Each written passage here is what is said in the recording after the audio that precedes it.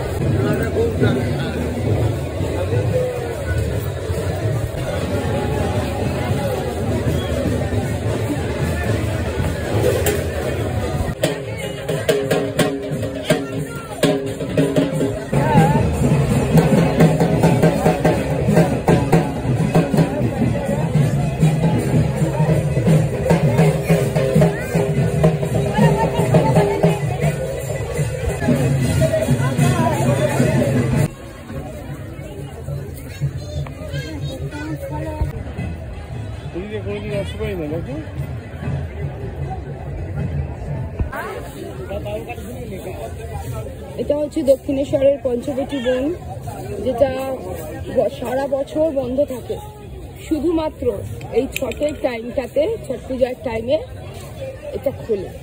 তাই জন্য একটা দিন যেহেতু খোলে, এখানে না এসে লোকটা সামলাতে পারলাম না। এই সেই পঞ্চবটী বন।